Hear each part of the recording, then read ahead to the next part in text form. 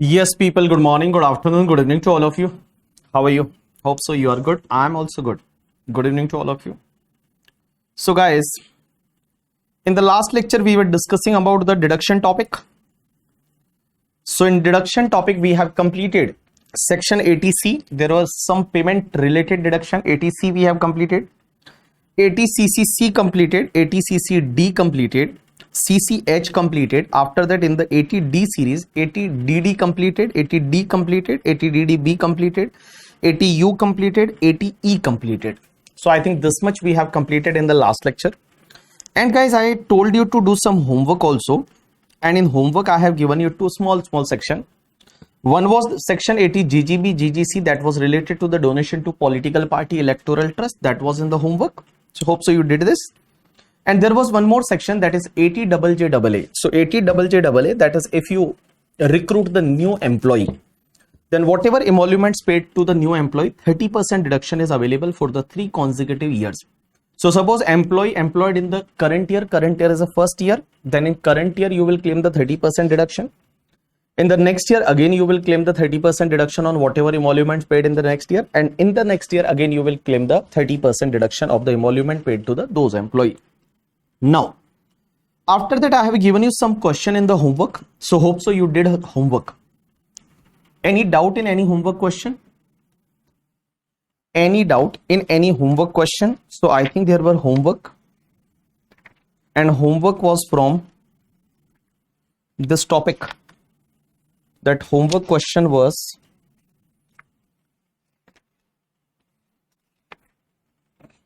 I think question number there were some question in the homework. No doubt. Done. No doubt from the homework question. Then we'll start next section today. And guys, today we are going to start with section 80EE, because in the last lecture we have completed the section 80E. So 80E we have completed in the last lecture. Today we are going to start with one section that is called 80EE section. So all people pay attention. I need your attention here. 80E was related to the educational loan. Now today's first section is your section 80EE. Now 80EE is basically related to the interest on housing loan. Now all people pay attention. Interest on housing loan means if you have taken any housing loan, then interest is allowed under this section, that is 80EE.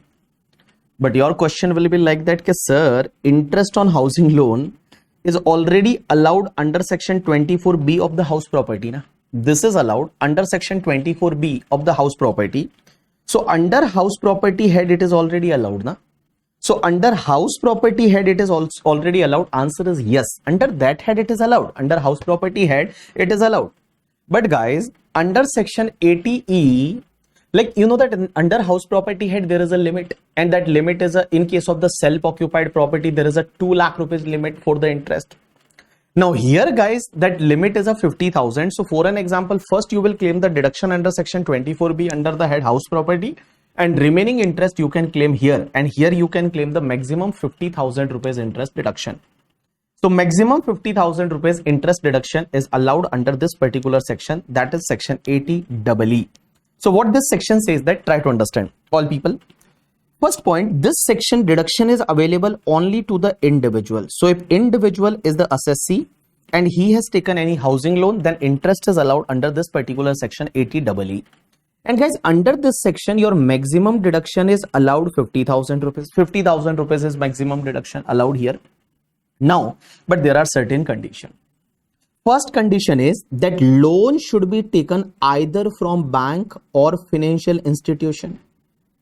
Means there is a loan and that loan should be taken from bank, either from the bank or financial institution. Financial institution means like housing company and all. That is like Piramal Health, the Piramal Housing Company, or suppose DHFL, Diwan Housing Finance Company. So that is called financial institution.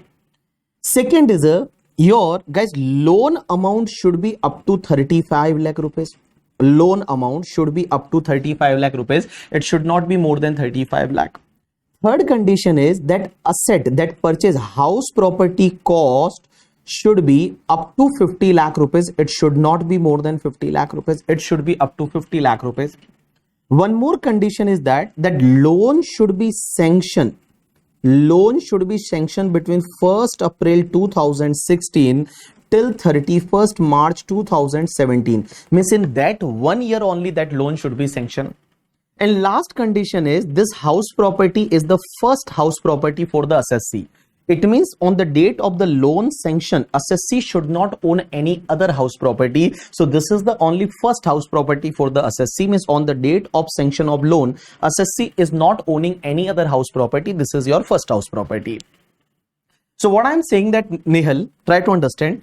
Under section 80EE, interest on housing loan is allowed. Now here this deduction is allowed to the individual. Maximum interest is allowed is 50,000 rupees. And guys, here assessee is an individual. Loan should be taken either from bank or financial institution. Second condition, loan amount is up to 35 lakh only. Third condition, that house property cost is up to 50 lakh. Fourth condition, loan should be sanctioned in the previous year 16-17. Means only in that particular year 16-17 that loan was sanctioned. And last condition, on the date on which the loan is sanctioned, assessee is not owning any house property. Assessee is not owning any house property. Assessee is not owning any house property means this is the first house property. If all the cumulative conditions, all the conditions are satisfied, then guys 50,000 deduction will be available here. But guys, try to understand. For an example, suppose I have taken a loan of the 25 lakh rupees. And that loan is sanctioned in this particular period. Means that is one condition. Loan should be sanctioned in this period. Loan is sanctioned in this period, and guys, current year, suppose my interest is suppose 9.5% is interest. So how much interest for the current year? So 25 lakh multiplied by 9.5%. Suppose I have not paid any interest till now. So 2,37,500 is the interest. So what I will do out of this interest, guys, if property is a LOP, means let out property or deemed to be let out property, then guys total interest 237,500 that is allowed in section 24B only. There is no need of this section, because in case of the let out property as well as the deemed to be let out property, total interest is allowed in the house property. But guys, if this property is a self-occupied property, so in case of self-occupied property, what you will do? First, in case of self-occupied property, under section 24B, you will claim the deduction of 2 lakh rupees under section 24B. So 2 lakh rupees deduction allowed under section 24B in the house property, and remaining deduction of 37,500 is allowed under section 80EE. So here guys, this section says that loan should be taken from bank, financial institution, maximum deduction of 50,000 allowed here. So up to 37,500 will be allowed under section 80EE if all the conditions are satisfied. And here conditions are basically loan should not be more than 35 lakh, property should not be more than 50 lakh, loan should be sanctioned in this period, and this is the first house property. Means on the date of sanction of loan, assessee is not owning any other house property. If all the conditions are satisfied now, then interest up to 50,000 will be allowed under section 80EE. Now guys, there is a one more section. Try to understand. There is a one section that is the 80EEA. And this 80EEA is also related to interest on housing loan. Means interest on housing loan means here this section is also same, interest on housing loan. Now sir, you will say, sir, that was also interest on housing loan. This EEA is also interest on housing loan. Answer is yes. This section is also talk about the interest on housing loan. This section says that here assessee is, here also assessee is individual. Assessee is individual. But guys, under this section, that maximum deduction is 1,50,000. Under this section, maximum deduction of interest is 1,50,000, but there are certain conditions. First condition is here loan should be taken from the bank or financial institution. That is the same condition. Now, second condition is here this section says that property stamp duty value should be up to 45 lakh. Means stamp duty value of the property should be up to 45 lakh. It should not be more than 45 lakh. Now, in the last section, there was no condition related to the SDV. In the last section, there was condition related to two conditions. One was that loan should be up to 35 lakh and property value should be up to 50 lakh. Loan should be up to 35 lakh and property value should be up to 50 lakh. These two were condition. Here, guys, there is no condition about loan. There is no condition about the property value. Here they mention that SDV of the property should be 45 lakh, means up to 45 lakh, means 45 lakh rupees or less. It should not be more than 45 lakh. Now, third condition is that loan should be sanctioned. That loan should be sanctioned between 1st April 2019 till 31st March 2022. So in this 3 year, that loan should be sanctioned. And guys, on the date of sanction of loan, there is no house property, means this is the first house property. On the date of sanction of loan, there is a first house this is the first house property. If all the conditions are satisfied, then assessee can claim the deduction under section 80EEA up to rupees 1,50,000. Here also same, like first he will claim the deduction under the head house property in case of the self-occupied property up to 2 lakh, and remaining interest will be allowed under section 80EEA. So guys, normally they will not ask you about this question. Like this section is not more relevant because they say that loan should be sanctioned only in that 1 year, 16-17. But here guys, that loan is sanctioned in this 3 year, that is 19 to 20, 21, 22. So from 1st April 2019 till 31st March 2022, loan should be sanctioned between this period. And guys, that stamp duty value of property should be up to 45 lakh. It should be means 45 lakh or less. Loan is taken from bank or financial institution, and on the date of sanction of loan, there is no house property if all the conditions are satisfied. If all the conditions are satisfied, then guys, here interest of 1,50,000 can be allowed under this section 80EEA. So under section 80EEA, that interest is allowed. Interest 1,50,000 is allowed. Now next section is, there is a one section 80EEB karke. Try to understand 80EEB. So there is a one section 80EEB, and this section is related to the interest on electric vehicle loan, guys. Interest on electric vehicle loan. If you have taken the EV loan, electric vehicle loan, then deduction is allowed under section 80EEB. And here deduction is allowed only to the individual. So here this section also deduction is allowed only to the individual. Here under this section, interest is allowed maximum 1,50,000. Interest deduction is allowed maximum 1,50,000, maximum 1,50,000 deduction is allowed. And guys, here there are conditions. First condition is loan should be taken from the bank or financial institution. And here they specifically mention include NBFC, means you can take the loan, vehicle loan from the NBFC also, like Shriram Finance or Bajaj Finance, that is called NBFC. So here NBFC they specifically included that loan should be taken from the bank or financial institution, including NBFC. In last two section NBFC was not there, but here they clearly mention that including NBFC. But there is a one condition that loan should be sanctioned between 1st April 2019 till 31st March 2023 in this 4 year. 19 to 20, 21, 22 and 23. In this 4 year, that loan should be sanctioned. So this section is very simple. EEB. EEB means electric vehicle. You can remember electric vehicle, EEB. This section says that like interest on electric vehicle loan. Now assessee is an individual. Maximum interest allowed is 1,50,000. Loan should be taken from bank or financial institution including NBFC. Now loan should be sanctioned between 1st April 2019 till 31st March 2023. Guys, here 1,50,000 interest deduction is allowed. But guys, what happens? Suppose I purchase the EV. So what I used to do, I just claim the total interest in my PGBP. So if I am using that vehicle for my business purpose, then total interest is allowed under the head PGBP. So when total interest is allowed under the head PGBP, then obviously total interest is allowed under the head PGBP. Total interest is allowed under the head PGBP. Total interest is allowed under the head PGBP. So in this particular case, obviously, like that, here there is no question of deduction. So this deduction will be available to the assessee who is not having the business income and vehicle is not used in the business. If vehicle is used in the business, then total interest will be allowed under the head PGBP only. Na? So here under this section, deduction will be allowed to the salary employee. Suppose if there is a salary employee and he took any electric vehicle loan. So on that loan, whatever the interest, that interest up to 1,50,000 deduction allowed under this section. There are two conditions. Loan should be taken from the bank or financial institution including NBFC, and loan is sanctioned between 19 to 23, 1st April 2019 till 31st March 2023. And here section 80 EEA says that interest on housing loan, and interest on housing loan, it is allowed to the individual. Maximum interest is 1,50,000. Here condition is bank or financial institution, SDV of properties up to 45 lakh. Loan should be sanctioned between 19 to 22. Here it was 22, 19 to 22. Here it is a 31st March 2023. Done. Now guys, just check from your book, but there is a small correction here. In the EEA, here just write instead of 80E, it should be the 80EE.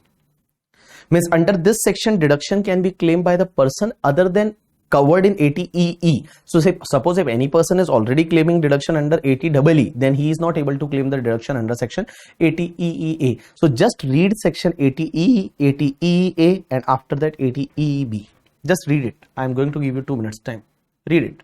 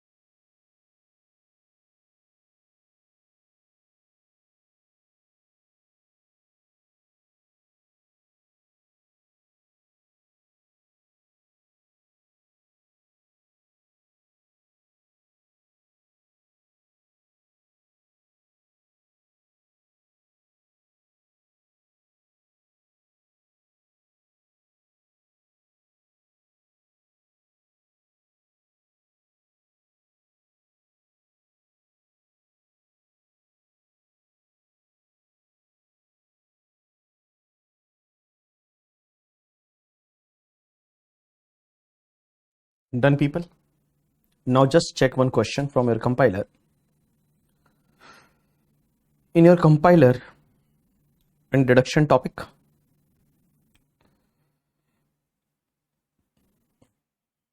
there is a question number.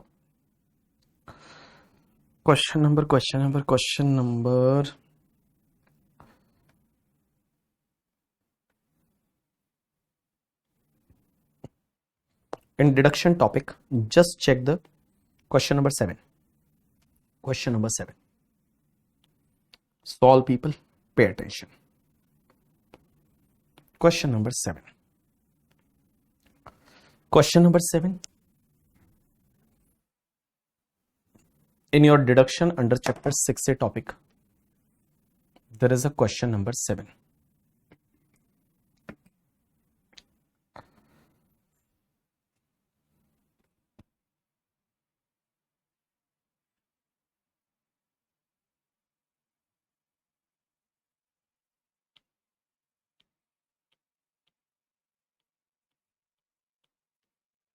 See what question number 7 says. Pay attention. Meghna, just pay attention. Question number 7. The following are the particulars relating to Mr. Arun, Barun, Chetan and Dinesh. So there are basically 4 assessee. Arun, Barun, Chetan and Dinesh, and all are salary individual for the assessment at 24-25. Now what they are asking, first we will read the last part. Compute the amount of deduction, if any, allowable under the provision of Income Tax Act 1961 for the assessment at 24-25. In hands of Mr. Arun, Barun, Chetan and Dinesh, assume that there has been no principal repayment till last date, And assessee exercise option of shifting out of default taxation regime. Obviously, if he has opted 115 BAC, then all these deductions are not available. Now, guys, one by one person we will discuss. First is Mr. Arun. Now, Arun, amount of loan taken is 43 lakh. 43 lakh rupees loan he has taken. He has taken the loan from HFC. SFC means Housing Finance Company. HFC means Housing Finance Company. Now, he took the loan for the acquisition of residential house property for the self occupation, and stamp duty value is 45 lakh, and guys, interest rate is 9%. And this loan is sanctioned on 1st April 2021, but it was disbursed on 1st May 2021. There is no relevance of the disbursement when loan was sanctioned. So guys, we will check that here section 80EA, all conditions are satisfied or not. First condition was loan should be taken from the bank or financial institution. Answer is yes, because housing finance companies are financial institution here. Second condition, that SBB of property should not be more than 45 lakh. It is up to 45 lakh only. So here, like SDB of the property is up to 45 lakh. Answer is yes, it is a 45 lakh, up to 45 lakh. Third condition, that loan should be sanctioned between 1st April 2019 till 31st March 2022. So is loan was sanctioned between that period? Answer is yes, loan is sanctioned on 1st April 2021. If all the conditions are satisfied here and he is not owning any house property, no detail is given. So can I say that here deduction can be claimed under section 80EEA? Now, what are the total loans? So can I say that loan amount is 43 lakh? So on the 43 lakh, interest rate is 9% per annum. So the current year interest will be 3,87,000. So 3,87,000 out of 387 under house property, you will claim the deduction of 2 lakh. And guys, here remaining 1,87,000, but here you can claim the deduction of maximum 1,50,000 under 80EEA. So under section 80EA, you are going to claim the deduction of 1,50,000. Now second point, there is a assessee called Barun. Barun loan amount is 45 lakh. And guys, he also taken the loan for acquisition of residential house property for self-occupation. But stamp duty value of property is 45 lakh, 48 lakh. It is a more than 45 lakh. And loan is also taken from the NBFC. Now, this condition is also violated. Housing loan should not be from NBFC here only, like financial institution or any banks and all. Financial institution include here like financial institution like a housing finance company and all. Now, date of sanction of loan, this condition is satisfied. But guys, two conditions are not satisfied. So under this section, whatever the interest, deduction 80EEA is not available. 80EEA is not available. Is 24B is available or not? Answer is yes, 24B is available. 24B is available or not? Answer is yes, 24B is available. 80EEA is not available. So under 24B, only 2 lakh interest deduction you will claim under that house property. Now there is a one assessee name is a Chetan. He took the 20 lakh rupees loan from the NBFC. On 1/4/2020, that loan was sanctioned, and it loan is taken for the electric vehicle for the personal purpose. And cost of electric vehicle is 22 lakh, but loan is only 20 lakh. So 20 lakh 10% is a 2 lakh rupees total interest. Guys, here electric vehicle is loan is taken from bank financial institution including NBFC. Answer is yes. Is loan is sanctioned between 1st April 2019 till 31st March 2023? Answer is yes. So if both the conditions are satisfied, so here guys 1,50,000 interest will be allowed under section 80 EEB. So under section 80 EEB, that 1,50,000 interest is allowed. Now Mr. Dinesh is a 12 lakh. He took the loan from public sector bank, no issue. He took the loan for the electric vehicle. But guys, loan was sanctioned on 30th March 2019. So here loan is sanctioned before 1/4/2019 now. Because condition is that loan should be sanctioned from 1st April 2019 till 31st March 2023. So here loan is sanctioned before that day. So under this section 80 EEB deduction is not available. Under this section 80 EEB deduction is not available. 80 EEB deduction is not available. Under this section 80 EEB deduction is not available. Just check the solution, and if you have any doubt, then you can ask me. Just check the solution, and if you have any doubt, then you can ask me. Just check the solution. After that, we'll start with the 80G.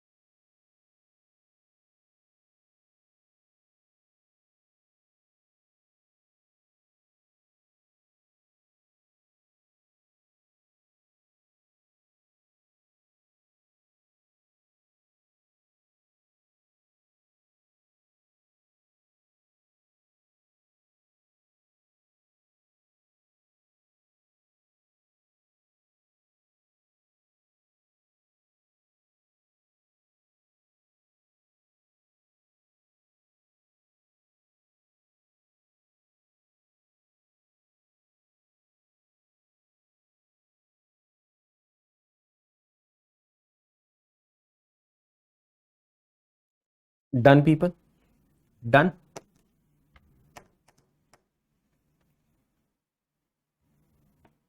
Done, people? Done? Say done. Yes, sir, done. Now we are going to start with section 80G. And guys, for 80G, I need your 100% attention here for the purpose of section 80G. So 80G, there is a one section, that section name is a donation. 80G, there is a one section, that section name is a donation. Here assessee is all assessee. All assessee means individual, HUF, company, partnership firm, AOP, BOI, resident, non-resident, all the assessee. All the assessee. Sharilena, deduction is allowed to all the assessee, but I need your attention here. Don't look into your book, just focus here. Donation, 80G is a very famous section, very favorite section, 80G. So donation, deduction allowed to all assessee, individual, HUF, company, partnership firm, resident, non-resident, all the assessee. Now guys, this section says that, try to understand, this section says that deduction is allowed, but guys, there are two type of the category. One is your unlimited category, and one is your limited category. In unlimited category,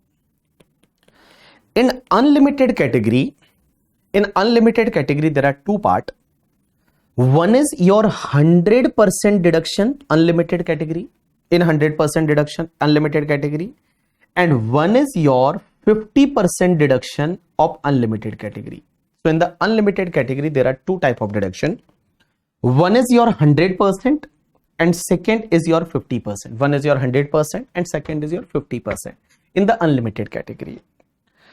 Now 100% and 50%, what is the meaning of 100%? 100% means whatever donation you have given, 100% deduction is allowed, and there is no limit on donation. You can make the donation as per your wish, like 1 crore, 2 crore, 5 crore, 10 crore donation, you can do that. That is unlimited category. Means on donation there is no limit, you can do the donation as per your wish.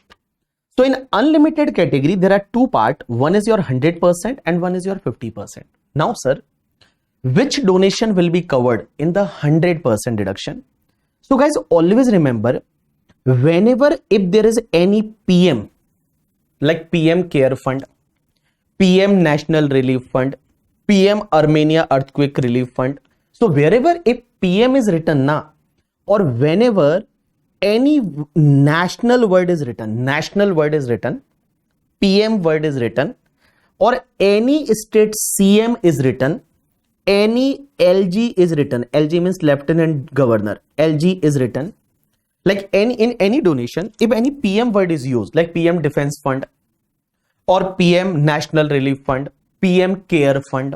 So if PM is written, any national word is written, National Sports Fund, National Culture Fund, National Children Fund, National Defense Fund, national word is written, or any CM is written, like Andhra Pradesh CM Relief Fund, or Kerala CM Relief Fund, Tamil Nadu CM Relief Fund, or Delhi LG Relief Fund, that is LG means Lieutenant Governor.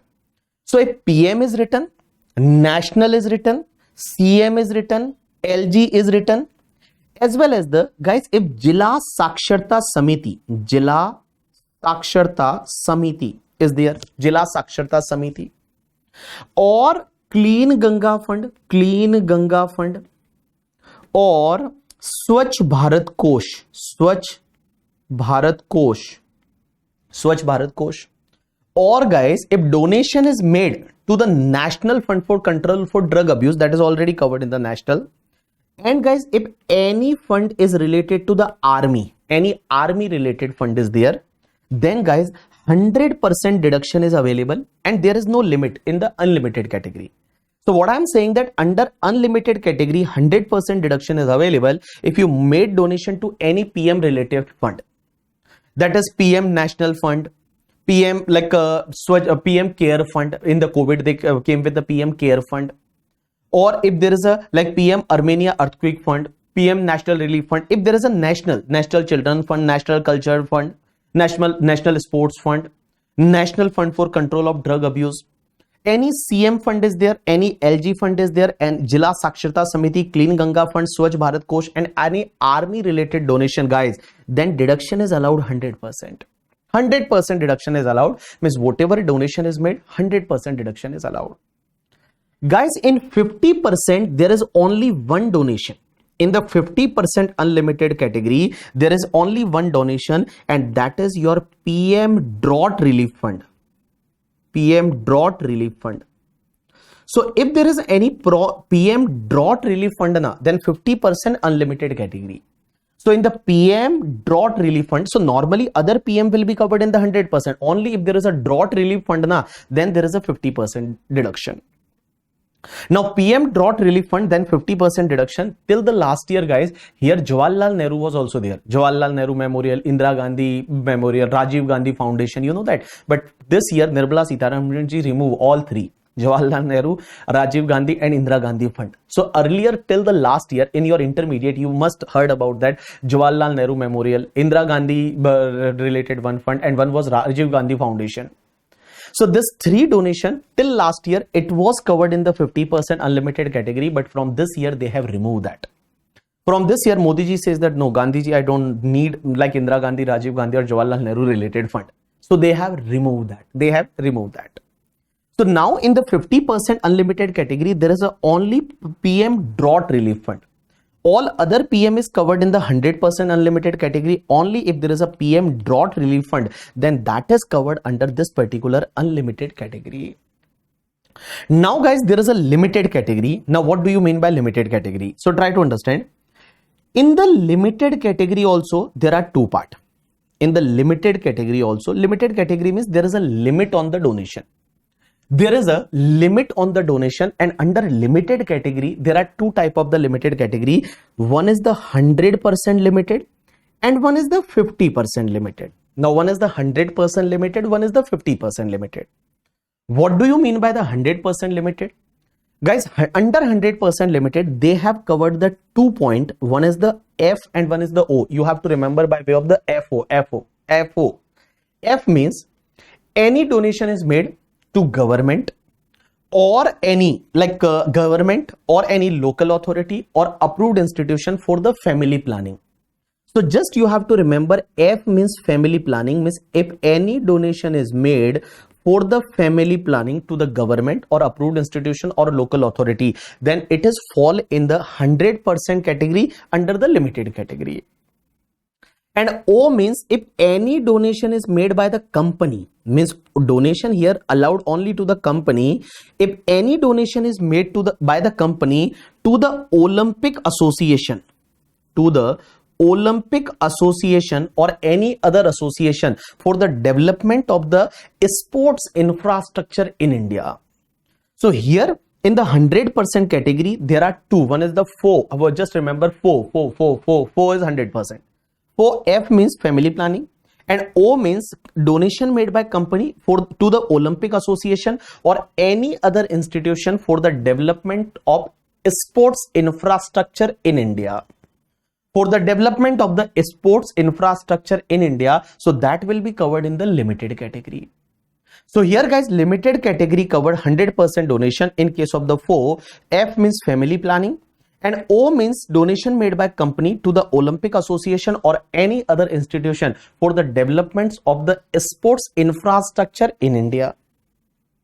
Now guys, there is a 150% category. Now guys, 50% category, just remember by way of the HTC Mobile. Just remember by way of the HTC Mobile. Now what is the meaning of HTC Mobile? So you can remember HTC Mobile means HTC is one company. Now HTC Mobile, if you sell the HTC Mobile, then you will get only 50% of value. So just remember by way of the HTC Mobile. Now what is the meaning of HTC and mobile? Here H means if any donation is made to the Housing Development Bank, Housing Development Authority, sorry. If any donation is made to the Housing Development Authority means in Mumbai there is a MMRDA. In Delhi, there is a Delhi Development Authority that is called Housing Development Authority. They used to give the, flat at very reasonable cost or free of cost under government, that Awas Yojana, Pradhan Mantri Awas Yojana, PM Awas Yojana. So that is Housing Development Authority. T means if any donation is made to the temple or mosque or any gurudwara or any church for the repair and renovation. So if any donation is made to the temple, T by temple or mosque or gurudwara for the repair and renovation, for the repair and renovation. And guys, here last is a C, second last is a C. C means any donation is made for the charitable trust. Guys, charitable trust approved under section 80G. So if any donation is made to the charitable trust NGOs, then deduction will be allowed under section 80G. And last, mobile means any donation is made for the promotion of the minority community. Minority community means any donation is made for the promoting of the minority community in India. So if this is called your mobile. So how you will remember, guys? Try to understand. We have discussed the 4 type of donation.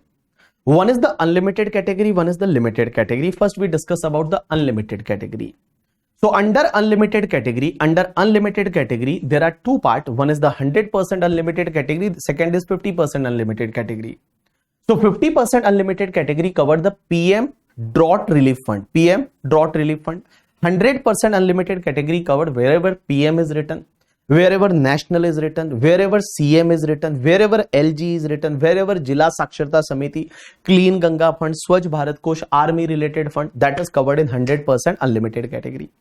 Now in the limited category, there are 2 parts, 100% and 50%. 4. F means family planning, O means Olympic Association, and HTC mobile. HTC mobile means H means for Housing Development Authority, T means donation made to the temple, church, gurudwara or mosque for the repair and renovation, C means charitable institution, donation made to charitable institution, and mobile means promoting the minority community. So this is called your limited category. But sir, what do you mean by limited category? Because in the unlimited category, what happened, guys? Whatever donation is made to the unlimited category, 100% deduction is allowed or 50% deduction is allowed. If here it is given, suppose 10 crore donation is given, you will get the 10 crore deduction. Here it is given, then you will get the 5 crore deduction. Suppose here 10 rupees donation is made, you will get the 10 rupees deduction. Here 10 rupees is given, then you will get the 5 rupees deduction. But under limited category, there is a limit. Now, what do you mean by limit? All people pay attention. For an example, guys, under limited category, there are 2 parts. One is the 4 is 100%. And after that, HTC mobile. Now, for an example, suppose I have made the donation to the 4, means to the government for the family planning. And that donation is 25,000, suppose. And guys, I also made the donation for the HTC mobile, Housing Development Authority, temple, church, mosque and all, and charitable institution and minority community. Guys, that is suppose 50,000. So can I say that my total donation here, my total donation is rupees 75,000. Here my total donation is 75,000. But guys, this is my total donation. But here this total donation is, there is some limits is there, and this limit is a 10% of adjusted total income. Means your total donation should not be more than 10% of adjusted total income. Whichever is lower, that lower will be your eligible donation.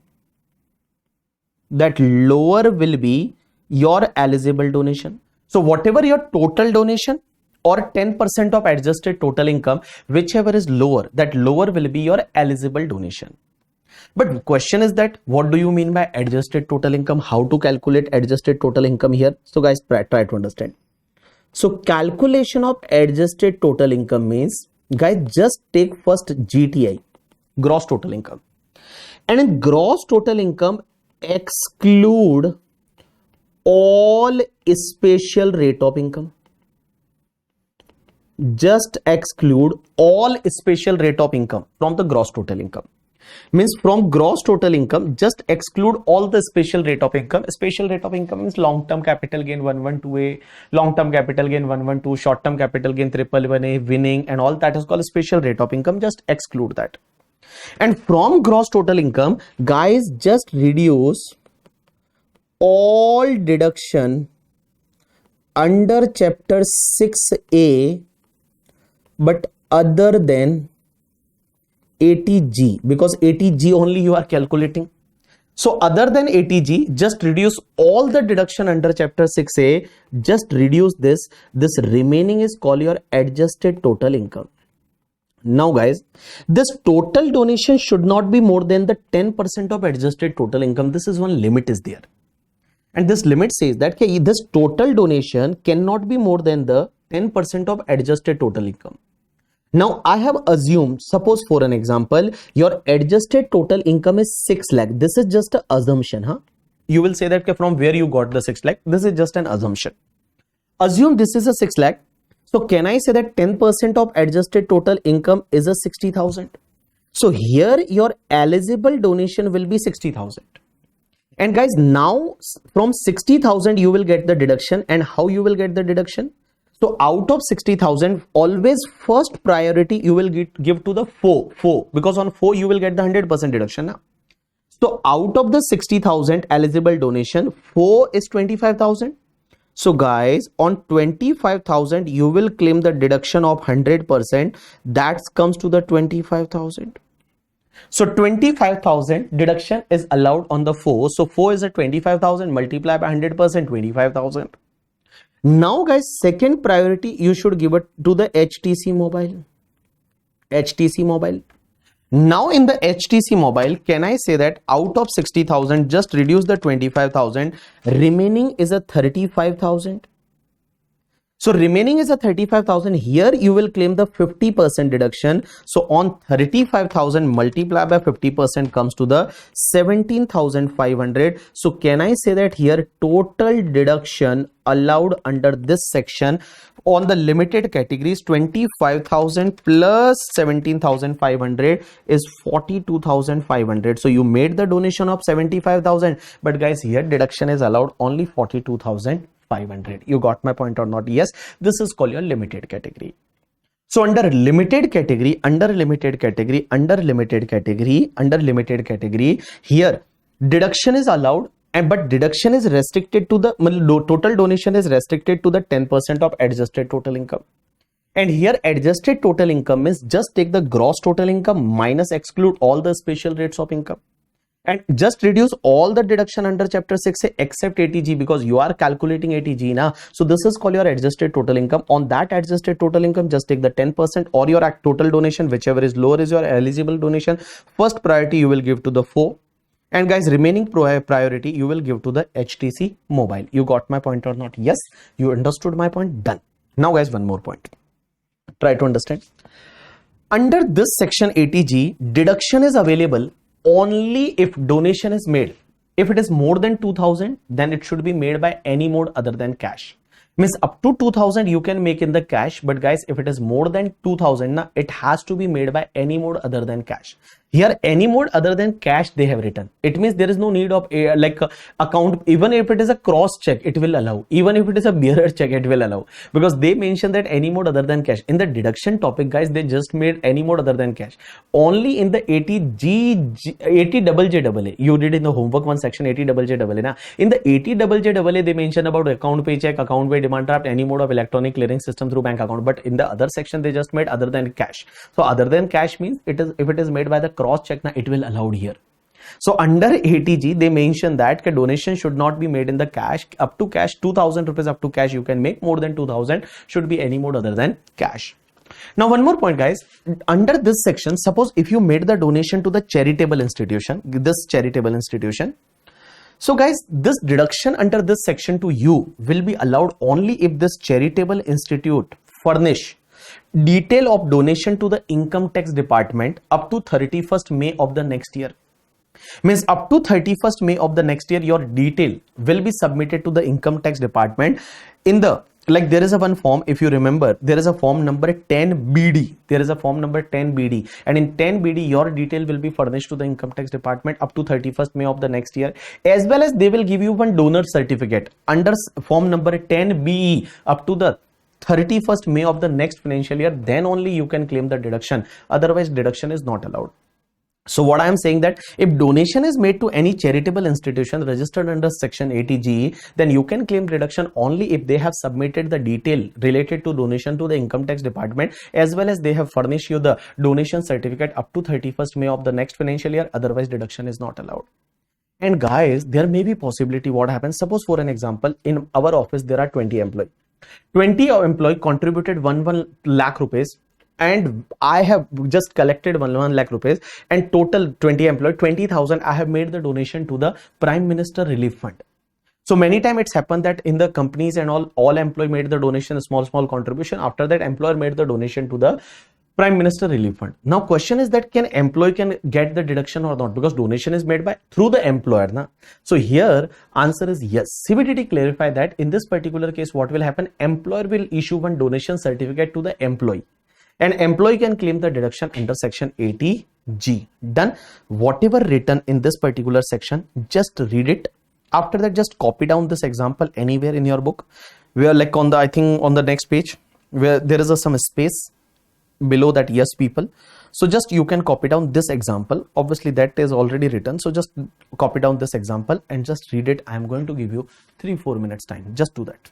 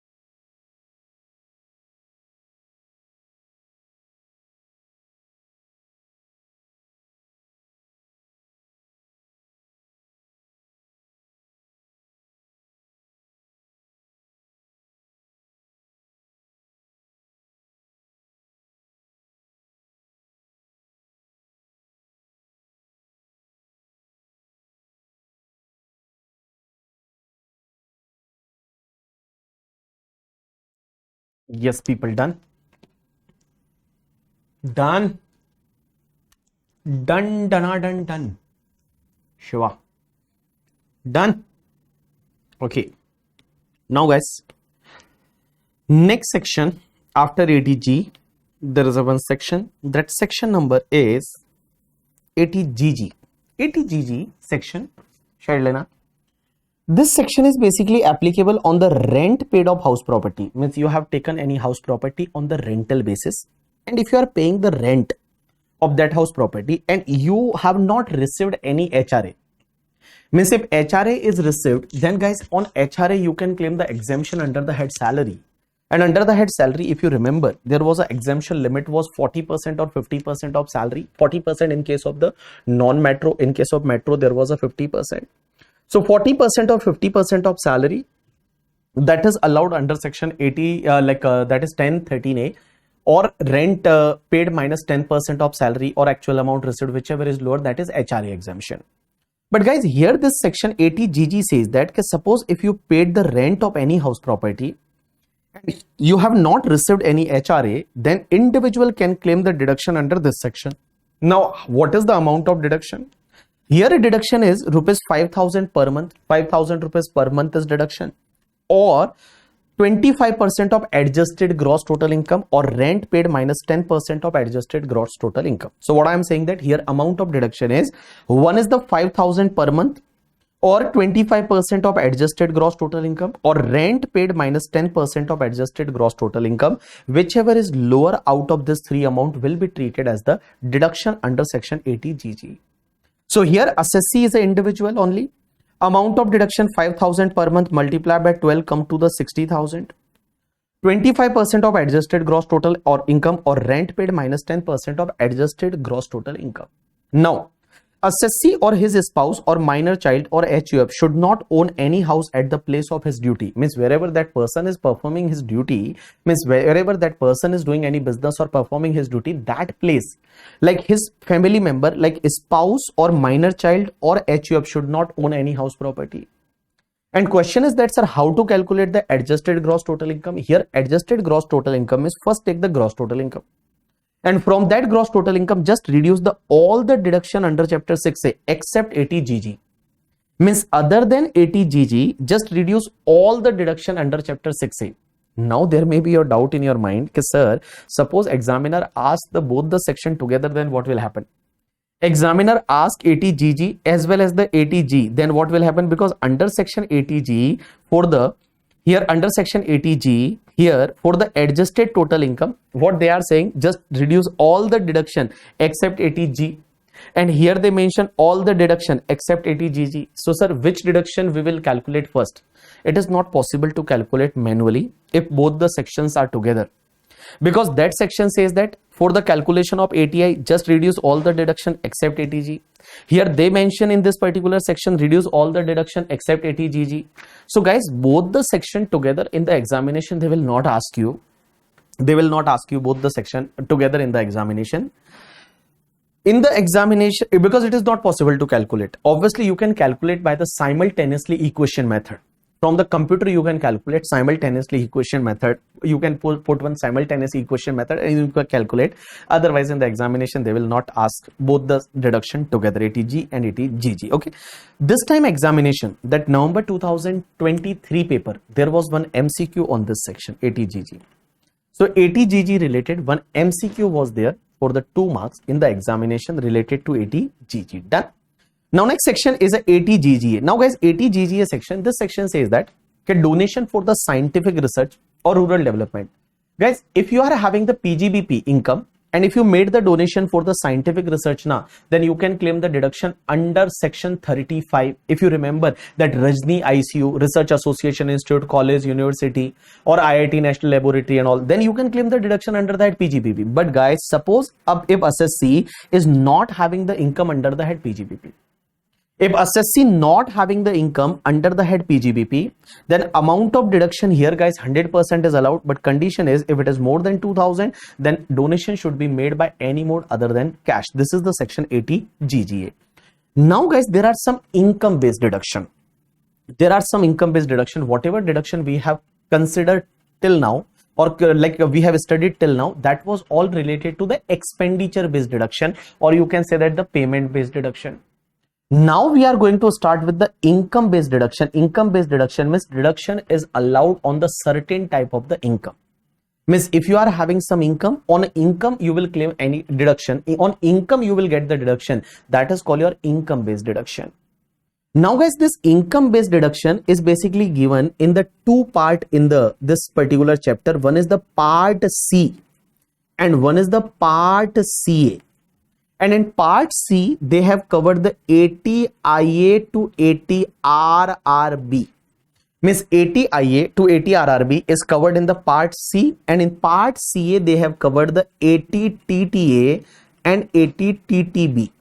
So 80TTA and 80TTB, this deduction is covered in the part CA, and part C covered 80IA to 80RRB.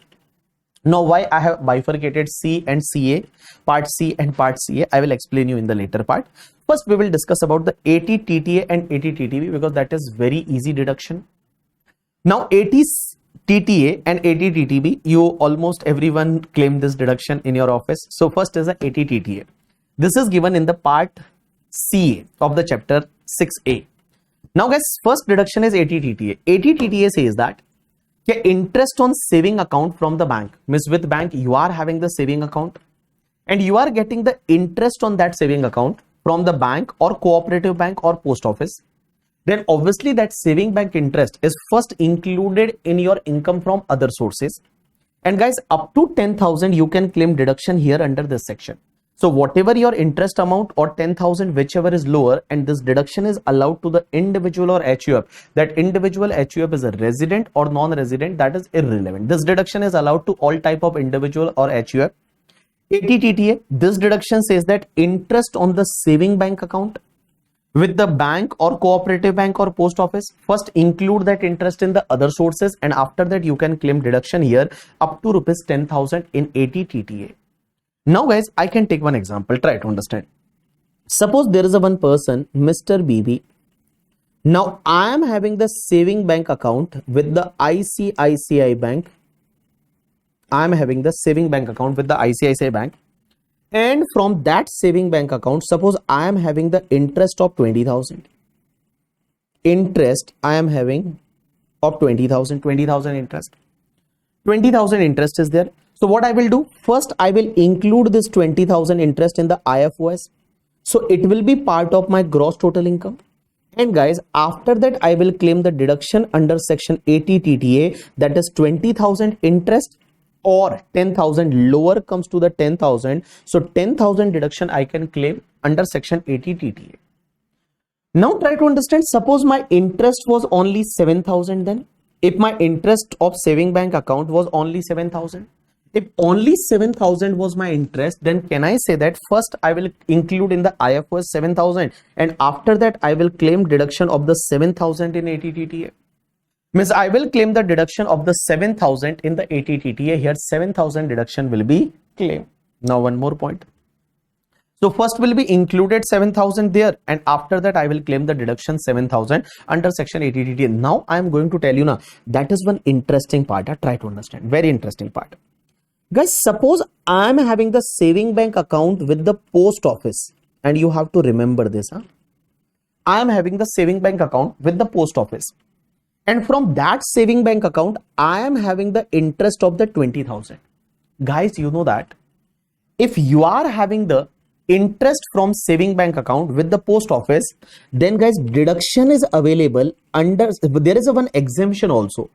And that exemption is available under section 1015. If you remember from your intermediate, there was one exemption on the saving bank account with the post office, and that exemption was 3,500 per annum. Means 3,500 interest exemption was there. And guys, if there is a joint account now, then that limit goes to the, in case of the joint account, that limit is a 7,000 rupees. So there is a one exemption also. There is a one exemption also, means saving bank account with the post office. So if you are having any saving bank account with the post office, then there is a one exemption, and that exemption limit is a 3,500 per annum. And in case of the joint account, there is a 7,000 under section 1015. So what will happen? out of the 20,000, first I will claim the exemption, guys. Here I will claim the exemption under section 1015 of 3,500. Remaining interest is a 16,500.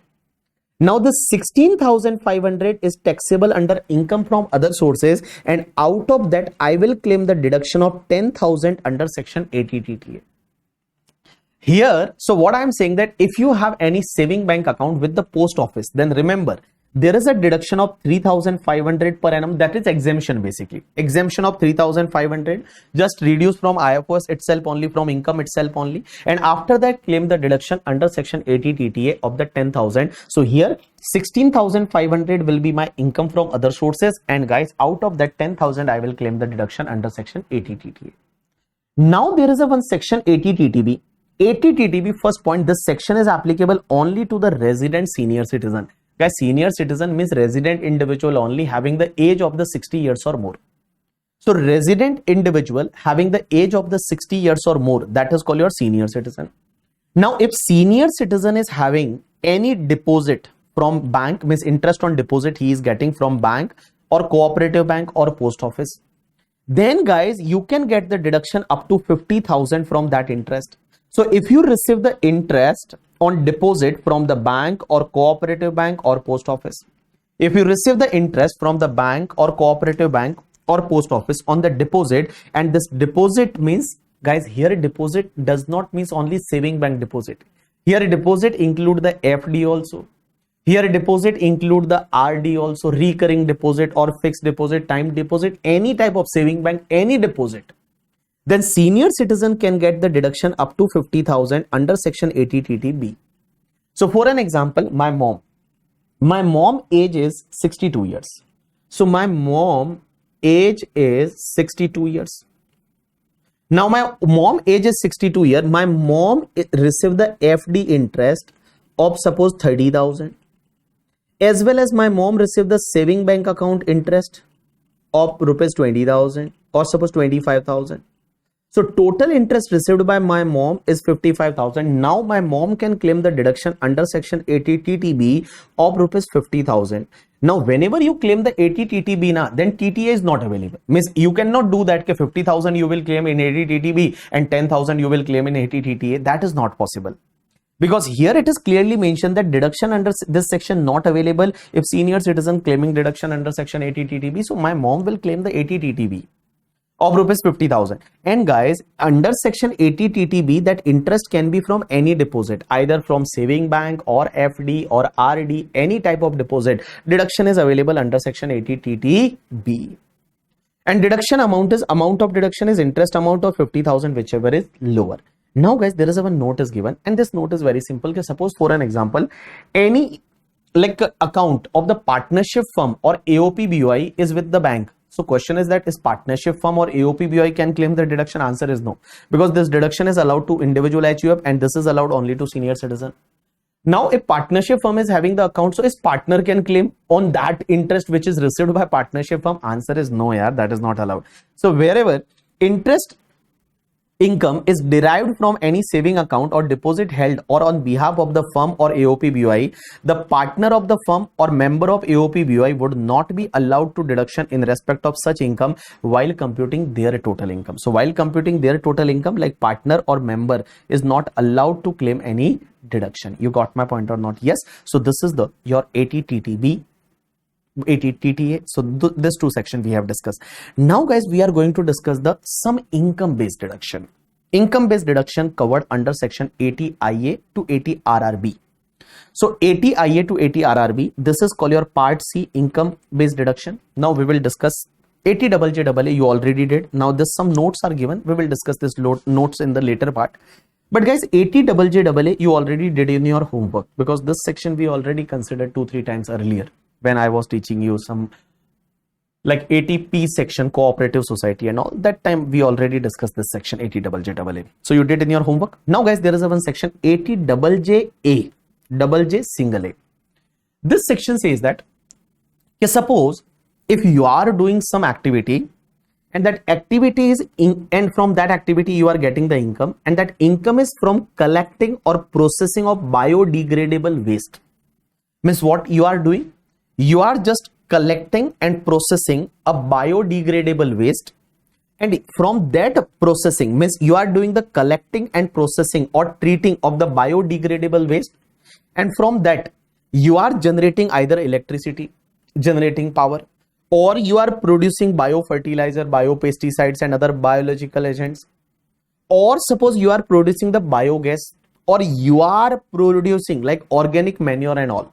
So in this particular case, guys, whatever your PGBP income na, 100% deduction is allowed for the 5 consecutive previous year from the previous year in which businesses commence. So for the first 5 years, 100% deduction is available. So what I am saying that there is a one section 80JJA, and 80JJA, this section says that income from collecting and processing of the biodegradable waste. This section here says that eligible assessee is all assessee. Amount of deduction is 100% of PGBP for 5 consecutive previous year from the previous year in which businesses commenced. And here eligible income is PGBP income from the collecting or processing or treating of biodegradable waste for the power generation or biofertilizer or biogas or organic manure and all. If you are making this type of you are doing this type of activity, then guys 100% deduction is available for 5 consecutive previous year from the previous year in which businesses commenced. Now there is a one section, that is the section 80LA. Now what section 80LA says, that try to understand.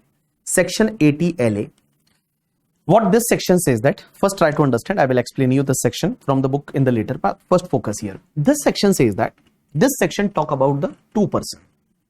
One is the, suppose if any bank means Indian bank or foreign bank, if bank is having the OBU means offshore banking unit in SEZ. SEZ means special economic zone. So guys, if any bank is having the OBU means offshore banking unit in the SEZ, then whatever income of that OBU in the SEZ, guys, for the first 10 years, 100% deduction is available under section 80LA. So what this section says that, any bank means example is a HDFC bank or ICICI bank, Kotak bank, or any foreign bank, Bank of America, any banking company. If they are having the offshore banking unit means in SEZ, because many times SEZ is treated as outside India only. So that is called offshore banking unit. So if you are having the offshore banking unit in the SEZ, then 100% deduction is available for the 10 years. So for the first 10 year, you can claim the 100% deduction for the 10 year.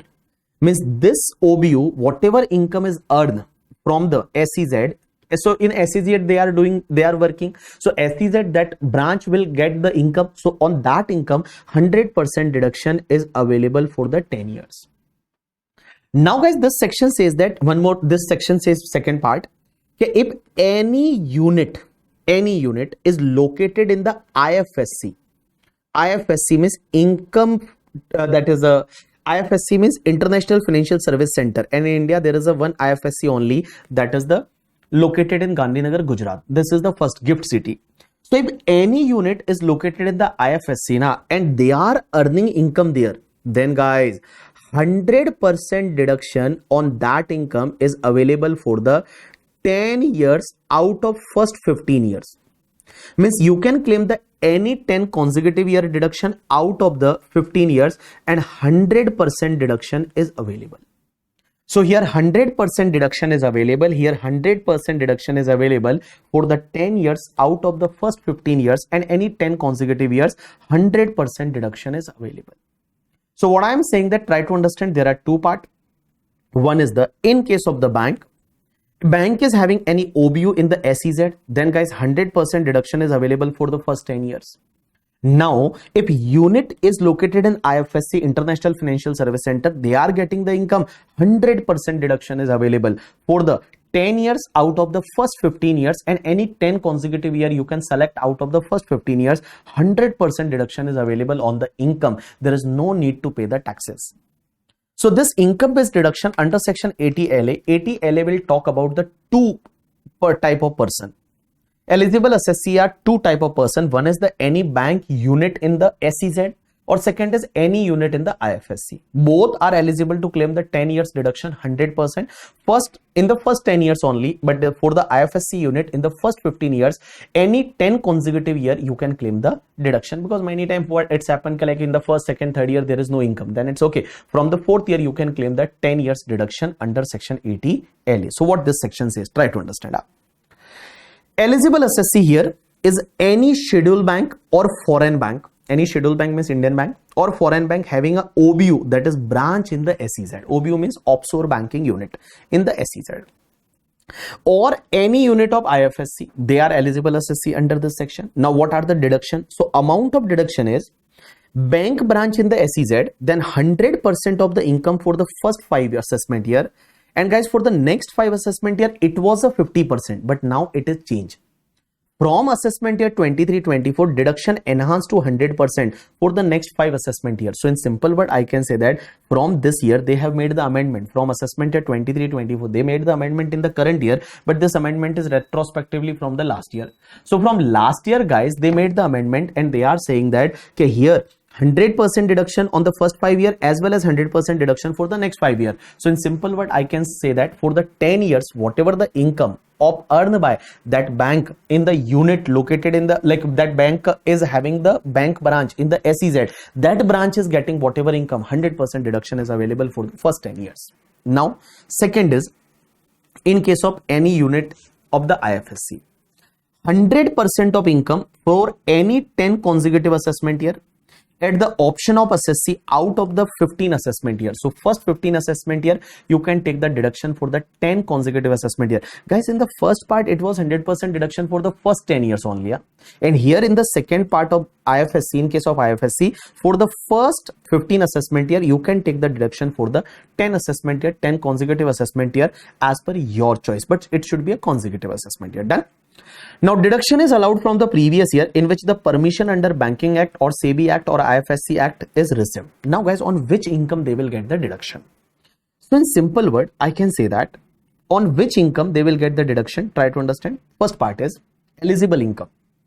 Eligible income means any income from either OBU in the SEZ. So if there is an offshore banking unit in the SEZ, so whatever that OBU is earning, that branch is earning the income, on that earning that income, they will get the deduction. For an example, guys, for an example, there is a one bank, name is a HDFC Bank.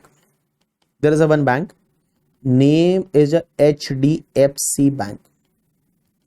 Now, HDFC Bank Limited, they are having one branch in the SEZ. They are having one branch in the SEZ branch. And guys, that SEZ branch earned the income in the current year is 5 crore rupees. So 5 crore rupees is the income of that SEZ branch. So guys, this 5 crore will be included in the HDFC Bank Limited income, because HDFC Bank Limited will file the return as one only. Na? So HDFC Bank Limited, suppose their total income is, for an example, 150 crore. So out of 150 crore, this is 5 crore is already included in 150 crore. So they will claim the deduction under section 80 LA of the 5 crore. So in simple word, whatever the income of the OBU in the SEZ, that income first included in the assessee's income, and after that he will claim the deduction under section 80 LA for the first 10 years, 100% deduction. Now, second is a unit of IFSC. Suppose you have set up any service industry, service unit in the IFSC, then you can claim the deduction for the 10 year. Now guys, before third point, first we will read the point number 4. Point number 4 says that banking business, here banking business with undertaking located in SEZ or any undertaking which develops or operates or maintain the SEZ. If banking business with that enterprise, that is also eligible for deduction. Now what this point says that I will try to understand. I will explain you. Pay attention. Suppose guys, HDFC Bank, they are located in Mumbai, means their head office is located in Mumbai. Now, they are having the branch in the SEZ, 5 crore income, they will claim the 5 crore deduction, no issue. Now, suppose in SEZ, there is a one unit. In SEZ, there is a one unit, and suppose that unit directly took the loan from HDFC Bank, Mumbai head office. There may be possibility na कि HDFC Mumbai head office is directly giving loan to the SEZ unit, or any person who maintain or develop the SEZ. And you know that in India, biggest developer or person who maintain the SEZ is Ambani and Adani. Like Reliance and Adani, they are the biggest, like you can say that the biggest developer of the SEZs in India. So suppose there may be possibility na कि here guys, this HDFC Bank Mumbai head office directly given the loan to the Adani, who is develops or operates and maintain the SEZ. And guys, suppose for an example from them, they are getting the income of the 2 crore rupees from SEZ unit, and here guys 1 crore also income from the Adani. So guys, there is a total income of this 2 crore and 1 crore, it's 3 crore. So guys, here deduction, they will claim the 8 crore deduction. So one is the, like their branch in the SEZ, they are having the branch, whatever income is earned, that is 100% deduction. But guys, directly if HDFC Bank Mumbai head office, directly they are dealing with any unit in the SEZ and they are getting any income, or person who developed the SEZ, from that person they are getting any income, that income is also eligible for deduction under section 80 LA. Now last part. Suppose your unit is located in the IFSC. So IFSC unit located in IFSC and they are doing activity in IFSC, then deduction is available. Now suppose for an example, in IFSC one unit is located, one company is located, they are giving the ship, aircraft on the rental basis to someone. Suppose for an example, there is one company called Indigo. Now Indigo has taken the aircraft on the rental basis from the unit located in IFSC. So is that rent will also be exempt or not? Because in IFSC, here in IFSC you provide the service and whatever you get the income, that is exempted, means you will claim the deduction.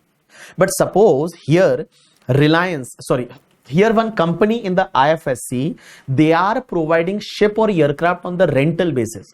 So is that rent deduction is also available or not? Answer, because that aircraft is using outside IFSC. IFSC is located in the Gandhinagar, Gujarat. The one company is set up. That company is only let out the aircraft or ship and all. So whatever rental income received by that company is also deductible or not? Answer is yes. So here what they mention, transfer of an aircraft. Here transfer does not means that transfer means just given on the rent. So transfer of aircraft or a ship which was leased by the unit of the IFSC, and such unit has commenced the operation till 31st March 2024. Such unit has commenced the operation till 31st March 2024. Then guys, that the unit can claim the deduction under this section.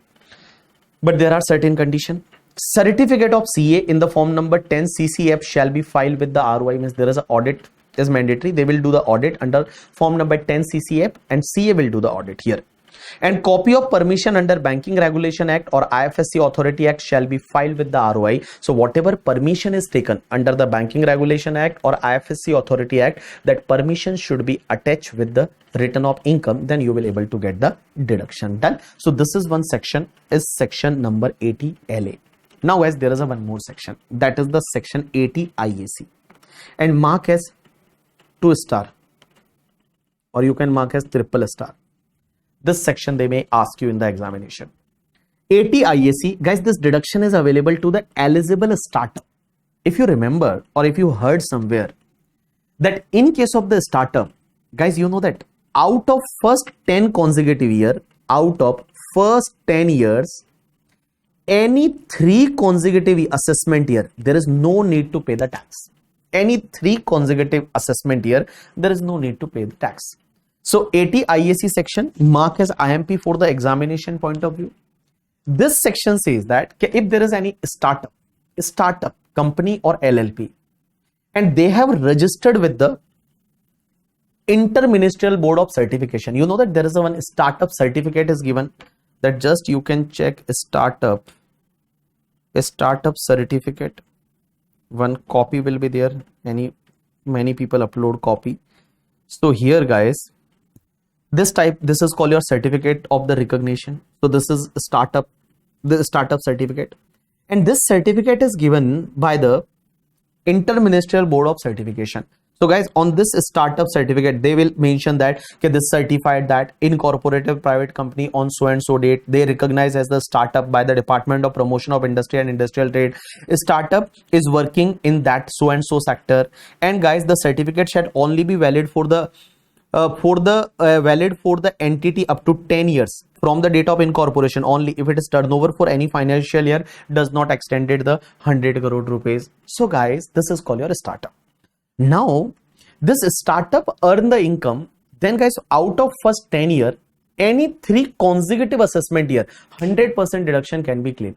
Means whatever their income, on that income 100% deduction is available under this section. So what this section says, try to understand. Eligible assessee.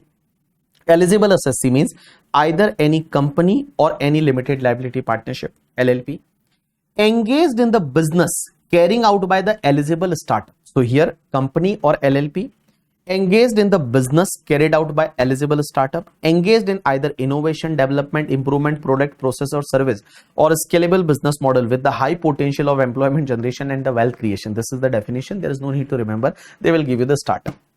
Now there are certain conditions. First condition is that company or LLP should be incorporated during 1st April 2016 till 31st March 2024. So that company or LLP should be incorporated between 1st April 2016 till 31st March 2024. So this is the last year of incorporation of a startup, but there may be a possibility they extend for one more year. From last 2-3 years, they are extending for one more year every year. So here now it is mentioned that startup should be incorporated between 1st April 2016 till 31st March 2024.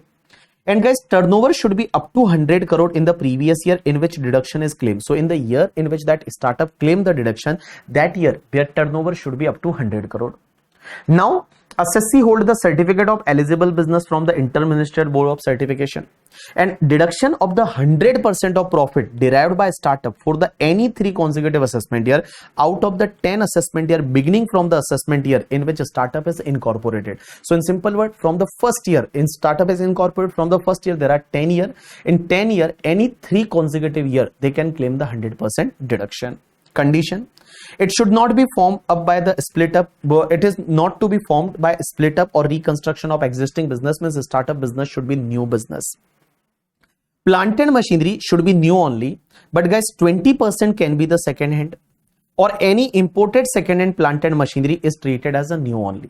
Means 20% can be the second hand, or any imported plant and machinery can be treated as new only, and account should be audited by the chartered accountant. If all these conditions are satisfied, then deduction is available. So guys, if you incorporate any startup now, then whatever income for the 3 consecutive years, you can claim the 100% deduction.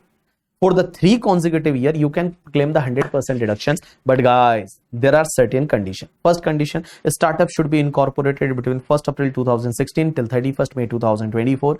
Turnover should be up to 100 crore. Turnover should be up to 100 crore in the previous year, and deduction is available for 3 consecutive year out of the 10 consecutive, out of the 10 years. That is first 10 year, 3 consecutive assessment year, you can claim the deduction. Done. Now guys, in the break, just try to check 2-3 questions. I will not give you more question in the break, otherwise you will not enjoy your break. So don't worry, I will give you some limited question in the break, so you can check.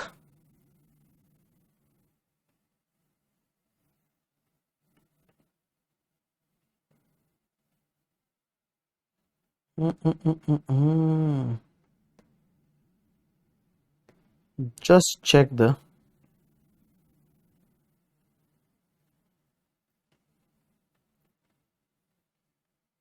question number 11. You can check. Just check the question number 11, and guys, check the question number 12. Question number 11 and question number 12. Just do the question number 11 and question number 12 and take a break for 10 minutes.